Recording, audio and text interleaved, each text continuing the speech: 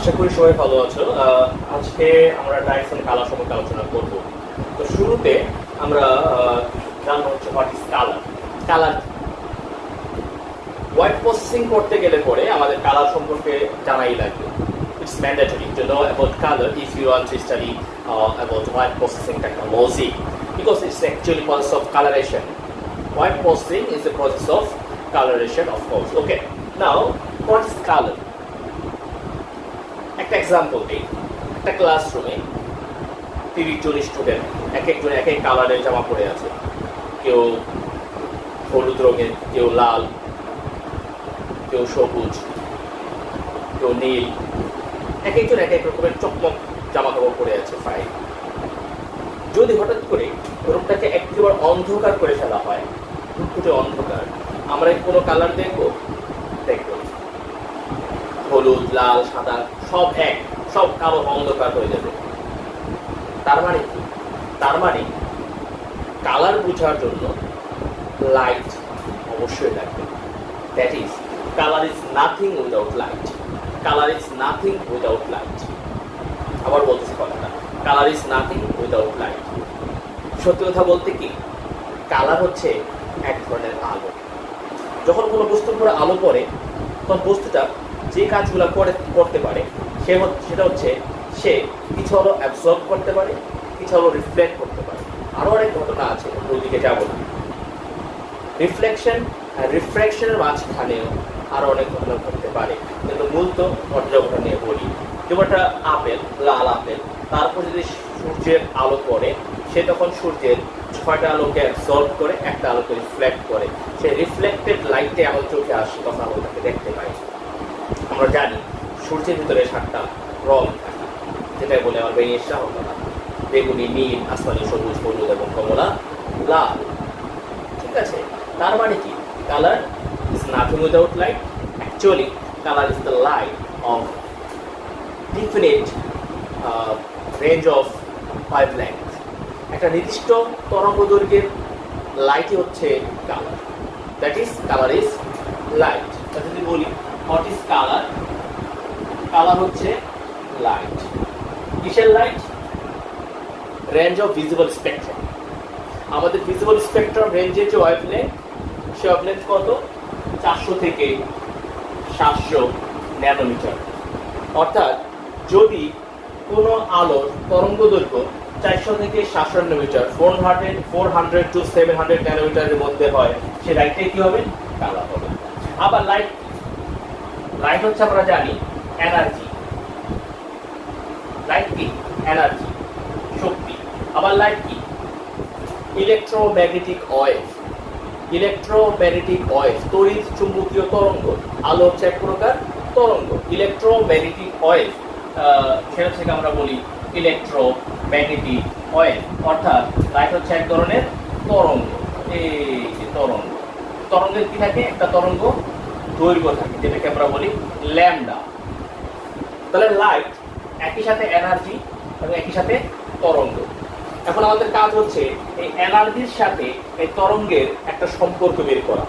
এই জন্য আমাদেরকে হেল্প করেছে বিখ্যাত বিজ্ঞানী ম্যাক্স প্লাঙ্ক। তিনি একটা বিখ্যাত ইকুয়েশন দিয়েছে, সেই ইকুয়েশন আমরা জানি সবাই। E is equal to h nu. E is equal to h nu. এই হচ্ছে প্লাঙ্কস কনস্ট্যান্ট। এটা হচ্ছে প্লাঙ্কস কনস্ট্যান্ট। আর নিউ হচ্ছে ফ্রিকোয়েন্সি বা কম্পাঙ্ক। ফ্রিকোয়েন্সি বা কম্পাঙ্ক। আমরা আবার জানি এই nu is equal to C by lambda. তাহলে এইচ নিউ মানে হচ্ছে সি বাই ল্যামডা। তাহলে আমরা পাইলাম E is equal to H C by lambda. তাহলে কি হলো? এটা হচ্ছে প্লাঙ্কস কনস্ট্যান্ট, সি হচ্ছে আলোর বেগ, ভেলোসিটি অফ লাইট। যদি আমি কনস্ট্যান্ট ধরি, তাহলে কনস্ট্যান্ট উঠাই দিলে কি হয় দেখি আমরা? ই ইনভার্সলি প্রপোর্শনাল টু ওয়েভলেংথ। তার মানে আমাদের কথা ছিল আমরা এনার্জির সাথে তরঙ্গ দৈর্ঘ্যের একটা সম্পর্ক বের করতে পেরেছি কি? হ্যাঁ, আমরা পেরেছি। এনার্জির সাথে তরঙ্গ দৈর্ঘ্যের সম্পর্ক হচ্ছে ব্যস্তবাদী। অর্থাৎ যদি কোনো আলোর তরঙ্গ দৈর্ঘ্য বেশি হয়, সে আলোর শক্তি কম হবে। যদি কোনো আলোর তরঙ্গ দৈর্ঘ্য কম হয়, তাহলে সে আলোর শক্তি বেশি হবে। অর্থাৎ আমরা যদি বলি যদি তরঙ্গ দৈর্ঘ্য কম হয় এনার্জি বেশি হবে, যদি তরঙ্গ দৈর্ঘ্য বেশি হয় এনার্জি কম হবে। এতটুকু আমরা বুঝতে পেরেছি নিশ্চয়ই। ওকে ওকে, তো আমরা দেখলাম এনার্জির সাথে ওয়েভলেন্থের রিলেশনটা কি। এখন আমার প্রশ্ন হচ্ছে এই এনার্জি বা ওয়েভলেন্থ থেকে কিভাবে কালার হবে, এই এনার্জি বা ওয়েভলেন্থ থেকে কিভাবে কালার হবে। এর জন্য আমাদেরকে শিখতে হবে molecular structure of a atom. Molecular structure of a atom, কারণ আমরা জানি যে কোনো dyes it's a chemical structure, it's a chemical composition. এটা একটা কেমিক্যাল স্ট্রাকচার থাকবে, একটা কেমিক্যাল কম্পোজিশন থাকবে। এখন প্রশ্ন হচ্ছে এটার সাথে সম্পর্কটা কি, দেখি একটু আমরা একটা কেমিক্যাল অ্যাটমের স্ট্রাকচারে যাই। আমরা জানি একটা পরমাণুর কেন্দ্রে থাকে হচ্ছে নিউক্লিয়াস, তারপরে হচ্ছে তার অনুমোদিত কিছু শক্তিপথ বা এনার্জি লেভেল, এটা আমরা জানি। এবং সেই ক্ষেত্রে আমরা জানি ইলেকট্রনগুলো কি করতে পারে, প্রত্যেকটা শক্তি স্তরের একটা নির্দিষ্ট কি আছে, শক্তি আছে। প্রত্যেকটা অরবিটালের একটা নির্দিষ্ট শক্তি থাকবে, এবং এই যে ইলেকট্রনগুলো ঘুরতেছে তারা শক্তির লেভেলে ঘুরতেছে। যদি কোনো কারণে কোনোভাবে এই ইলেকট্রনটা এনার্জি অ্যাবজর্ব করে সে লাফ দিয়ে উপরের স্তরে চলে যাবে। যখন উপরে চলে যাবে, উপরে চলে গেলে পরে সে আবার এনার্জিটা রিফ্লেক্ট করে ছেড়ে দিয়ে আবার নিচের স্তরে চলে আসবে। অর্থাৎ ইলেকট্রন এনার্জি গ্রহণ করে সে লাফ দিয়ে উপরে যেতে পারে, আবার সে ইলেকট্রন এনার্জি ছেড়ে দিয়ে আবার নিচের স্তরে চলে আসতে পারে। এটা আমরা জানি। কোন প্রশ্ন হচ্ছে এই এনার্জিটা আসলে কি? যে এনার্জি হচ্ছে ফর্ম অফ লাইট। এনার্জি হচ্ছে কি? Form of light. এনার্জি কি? একটা তরঙ্গ।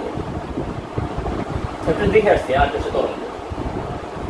একটা ওয়েভ আইসা যখন ইলেকট্রনকে হিট করে, যখন ওই ওয়েভ থেকে এনার্জিটাকে অ্যাবজর্ব করে, সে তখন লাফ দিয়ে উপরে চলে যায়। সিমিলারলি ইলেকট্রনটা আবার কি করে, এনার্জিটাকে সে ছেড়ে দেয়। এনার্জি মানে কি? দি ওয়েভ, লাইট ওয়েভ ছেড়ে দিয়ে সে কি নিচে চলে আসে। এই যে ইলেকট্রন একটা এনার্জি ছেড়ে দিল, সে এনার্জির ফর্মটা কি? এনার্জির ফর্ম হচ্ছে একটা ওয়েভ, একটা তরঙ্গ।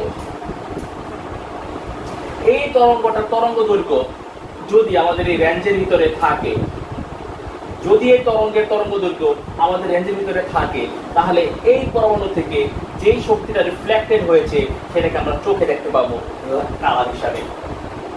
কথা ক্লিয়ার? তাহলে কি বুঝলাম? Colour is the light off visible spectrum. Light is the energy and electromagnetic wave. Light is the energy as well as electromagnetic wave. And already we see the relationship between energy and electromagnetic wave. And energy and wavelength is inversely proportional, right? And here we see how an atom can produce color. Actually, this is the form of energy. Now, আমরা দেখতে চাই একটা die কিভাবে colour produce করে। আচ্ছা, তার আগে আরেকটা জিনিস বলতে চাই। আমরা জানি আমাদের কেমিক্যাল যে বন্ডগুলো আছে তার মধ্যে সিগমা বন্ড আছে, হচ্ছে পাই বন্ড। সিগমা বন্ড কিভাবে হয় একটু দেখি আমরা। সিগমা বন্ড সাধারণত ফেস টু ফেস ওভারল্যাপের মাধ্যমে হয়।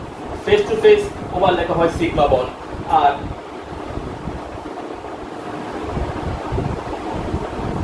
পাশাপাশি সাইড বাই সাইড ওভারল্যাপের মাধ্যমে হয় পাই বন্ড।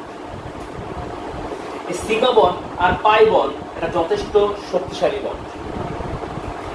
অলরেডি আমরা একটা জিনিস দেখে আসছি, আমরা একটা কনক্লুশন টানতেই পারি যে একটা অ্যাটম, একটা কেমিক্যাল স্ট্রাকচার, একটা পরমাণু কিভাবে কালার প্রডিউস করে? Movement of electron. ইলেকট্রন যত সহজে মুভ করতে পারবে তখন সেখানে কি করে হয়? লাইট। এবং সেই লাইটটা এত রেঞ্জের মধ্যে থাকলে সেটা হবে colour. That is colour is produced by the movement of electron. এখানে কি কালার প্রডিউস হচ্ছে ইলেকট্রনের মুভমেন্টের কারণে। তার মানে আমাকে যদি কোনো ডাই থেকে, কোনো স্ট্রাকচার থেকে কালার প্রডিউস করতে হয়, then obviously we have to move the electron. এখন দেখি ইলেকট্রন কত সহজে মুভ করা যায়। যেমন সিগমা বন্ড একটা স্ট্রং বন্ড হওয়ার কারণে এইখানে থেকে ইলেকট্রনটা মুভ করাটা একটু টাফ, অনেক বেশি এনার্জির প্রয়োজন হয়। যেহেতু এখানে স্ট্রংটা অনেক বন্ড, সেই শক্তিশালী বন্ড থেকে ইলেকট্রন মুভ করতে গেলে পরে we need much energy, energy অনেক বেশি লাগবে। যদি এনার্জি বেশি লাগে, সেই এনার্জির থেকে সেই এনার্জির যে ওয়েভটা আছে, আমাদের প্রত্যেকটা যে ওয়েভ থাকে, সেই এনার্জি যে ওয়েভটা হবে, সেই ওয়েভের তরঙ্গ দৈর্ঘ্য কি হবে বলতে পারি আমরা? অনেক কম হবে। এত কম যে আমাদের রেঞ্জের বাইরে, আমাদের রেঞ্জের চেয়ে অনেক ছোট, আমরা সেটাকে আর দেখবো না। Invisible light, but invisible light. Similarly pi বন্ডের ক্ষেত্রে এটাও শক্তিশালী বন্ড। হ্যাঁ, সিগমার চাইতে কম, বাট একেবারে কম না। এই পাই বন্ড যেটা, সেটার এনার্জিও অনেক বেশি। পাই বন্ডের এনার্জিও অনেক বেশি। সেই ক্ষেত্রে ল্যাম্বডা হবে কি? এটাও অনেক কম। Still the range of wavelength is much below than our visible range. That's why sigma and pi bond cannot produce color only. Sigma bond and pi bond cannot produce color only. তারা একা একা colour produce করতে পারে না। আমাদের এমন একটা bond দরকার যে বন্ডার এনার্জি কম হবে, ইলেকট্রন মুভমেন্ট বেশি হবে, আমাদের ল্যাম্বডা আমাদের রেঞ্জের ভিতরে আসবে। এখন আমরা জানবো সেই বন্ডটা আসলে কি। অলরেডি আমরা কালারের সাথে লাইটের relation. Colour is the light off visible spectrum, light is the energy as well as electromagnetic wave, and এনার্জির সাথে ওয়েভের সম্পর্ক আমরা জানি। এবং আমরা অলরেডি শিখে আসছি কিভাবে একটা অ্যাটম একটা কেমিক্যাল স্ট্রাকচার কালার প্রডিউস করবে। আমরা জানি যে atom produce colour due to movement of electron movement is the cause of producing color. So this is very important case here. Electron movement এর ক্ষেত্রে দেখলাম আমরা sigma bond and pi bond cannot produce colors alone, because sigma and pi bond is much strong bond and energy is more. That's why the wave of this energy is very low. It's very less, right? তো সেই ক্ষেত্রে আমরা বলতে পারি যে wavelength আমাদের রেঞ্জের ভিতরে আসে না, আমরা দেখতে পাই। তাহলে কোন বন্ড আমরা দেখব? আমরা দেখি আমরা যদি এরকম বলি যে CH3NO2 nitromethane. Here nitro is the chromophore group, but it cannot produce color because in this structure only sigma bond and pi bond exist. That's why nitromethane is colorless. chromophore group থাকা সত্ত্বেও nitromethane colour produce করতে পারে না, কারণ আমরা দেখে আসছি only sigma bond and pi bond cannot produce color. তাহলে আমাদের কি ধরনের বন্ড দরকার? আরেকটা বন্ড হচ্ছে ডিলোকালাইজড পাই ইলেকট্রন, যেটা বেনজিন রিংয়ের মধ্যে থাকে। আমরা জানি ডিলোকালাইজড পাই ইলেকট্রন। একটা ডাইসের বৈশিষ্ট্যের মধ্যে একটা প্রধান বৈশিষ্ট্য হচ্ছে একটা ডাইসের মধ্যে ডিলোকালাইজড পাই ইলেকট্রন থাকতে হবে। ডিলোকালাইজড পাই ইলেকট্রন থাকতে হবে। সেটা কি? সেটা হচ্ছে এটা।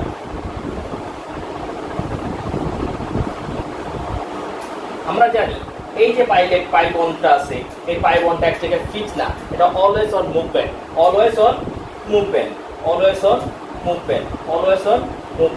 যার কারণে কি হয় আমরা জানি, এটা সরে গিয়ে হয় হচ্ছে এরকম, এবং একত্রে আমরা কি রেখি? আমরা এরকম একটা গোল দিয়ে দিই। তার মানে ইলেকট্রনটা এখানে এক জায়গায় ফিক্স না, অলওয়েজ অন মুভমেন্ট। এবং আমরা পড়েও আসছি যে কালার প্রডিউস করার জন্য ইলেকট্রন মুভমেন্ট হচ্ছে first condition. Electron movement, light is produced for chemical structure due to electron movement. সেই ইলেকট্রন মুভমেন্ট এখানে খুব ইজিলি হয়। এই জন্য এরকম একটা স্ট্রাকচারের ভিতরে আমি যদি একটা chromophore গ্রুপ দিয়ে দিই, সে ইজিলি কালার প্রডিউস করতে পারে, because the energy of d pi electron, delocalized pi electron এর এনার্জি কম।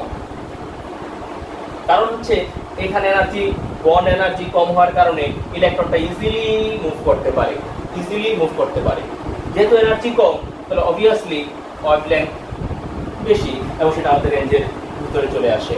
এবং আমাদের রেঞ্জের ভিতরে যখন চলে আসে, তখন আমি সেটাকে দেখতে পাই। এবং এই জন্য দেখা যায় যে ডাইসের স্ট্রাকচারে, যে কোনো ডাইস স্ট্রাকচার দেখে আমরা অনেক এরকম বেনজিন রিং থাকে। একটা ডাইসের বেনজিন রিং যত বেশি, ওইটার কালার ইন্টেন্সিটি, ওইটার স্টেবিলিটি তত বেশি হয়, because of benzene ring. Benzene ring along with chromophore group produce color. Only chromophore group cannot produce color. Here nitro is a chromophore group but cannot produce color with methane, because here no delocalized pi electron. when chlorophore group along with delocalized pi electron, যখন chlorophore group delocalized pi electron সাথে মিলে তখন সে color produce করতে পারে। Otherwise only chlorophore group cannot produce color because here no delocalized pi electron, only sigma and pi bond.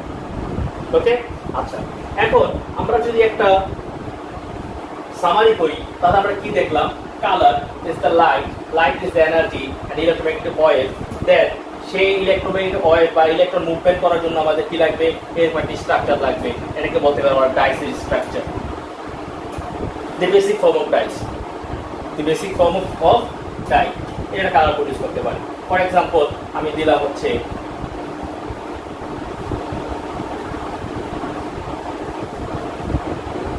Naphthalene, okay, one করি আমি, তা one nitro naphthalene, basic structure of a dyes, basic structure of a dyes. তাহলে এখানে কি হয়? এখানে easy electron movement হয়। Electron movement হওয়ার কারণে সে কি প্রডিউস করতে পারে? আবার কালার প্রডিউস করতে পারে। তাহলে পুরো জিনিসটা আমরা দেখি, colour is the light is the energy and as well as electromagnetic wave and light is produced by the movement of electron। and এটা আমরা অ্যাপ্লাই করলাম কোথায়? একটা ডাইসের স্ট্রাকচারে। এখানে delocalized pi electron থাকার কারণে খুব ইজিলি একটু ইলেকট্রন মুভমেন্ট হবে, আর ইলেকট্রন মুভমেন্ট হইলে পরে সে কি প্রডিউস করবে? কালার প্রডিউস করবে। এইভাবে একটা ডাইস আমরা ম্যানুফ্যাকচারিং বা ডাইস সম্বন্ধে জানতে পারলাম, এবং ডাইস যখন ম্যানুফ্যাকচারিং করা হয় এইভাবে ম্যানুফ্যাকচারিং করা হয়। ওকে, এখন যদি আমি ডাইসটাকে ওয়াটার সলুবল করতে চাই, ওয়াটার সলুবল করার জন্য আমাদের কি লাগবে? ওয়াটার সলুবলাইজিং গ্রুপ লাগবে। ওয়াটার সলুবলাইজিং গ্রুপ হচ্ছে যার মধ্যে একটা পোলার গ্রুপ থাকতে হবে। কি গ্রুপ থাকতে হবে? পোলার গ্রুপ। পোলার গ্রুপ কাকে বলা হয়? যে সকল যৌগ জলীয় দ্রবণে একটা পজিটিভ এবং নেগেটিভ আয়ন ক্রিয়েট করতে পারে। The compound which creates positive and negative ion in aqueous solution is called polar ion or polar compound. For example, sodium chloride is the best example of polarity. যখন এটাকে আমরা পানিতে দেই তখন কি হয়? Sodium plus aqueous solution, chloride minus aqueous solution। এই যে sodium plus and chloride minus, sodium ক্লোরাইডকে যখন আমরা পানিতে দেই তখন সে সলুবল হয়ে কি করে? প্লাস এবং মাইনাস একটা আয়ন ক্রিয়েট করে। এই পজিটিভ নেগেটিভ আয়ন যারা ক্রিয়েট করতে পারে তারাই পানিতে দ্রবণীয়। ফর এক্সাম্পল, যদি আমি টাইটাকে পানিতে দ্রবণীয় করতে চাই তাহলে এর মধ্যে আমার একটা পোলার গ্রুপ যোগ করতে হবে। ফর এক্সাম্পল আমি করে দিলাম SO3Na, here group minus and plus positive negative ion. তো পোলার গ্রুপ যোগ করলে পরে সেই ডাইটা কি হবে? ওয়াটার সলুবল হবে। if you want to make a dye water soluble, then we have to add a polar group with these dyes like sodium sulfate ion and sodium ion। ওকে, তাহলে এইভাবে আমরা ডাইকে ওয়াটার সলুবল করতে পারি, বা একটা die কেন ওয়াটার সলুবল হয় এটা হচ্ছে তার এই রিজন। আচ্ছা, এখন আমাদের এর উপর বেস করে আমরা কিন্তু অনেকগুলা কোশ্চেন আনসার দিতে পারি। যেমন দিতে পারি যে নাইট্রোমিথেন, একটু লিখছিলাম nitromethane is colourless where one nitronaphthalene is yellow white. কিংবা প্রশ্ন যদি আসে যে only chromophore group can't produce colour হয়, কিংবা only sigma pi bond can't produce colour, কিংবা where delocalized pi electron produce colour, এরকম অনেক প্রশ্ন আমরা করতে পারি। আচ্ছা, এখন আসি আমাদের কমপ্লিমেন্টারি কালার সম্পর্কে আইডিয়া নিই।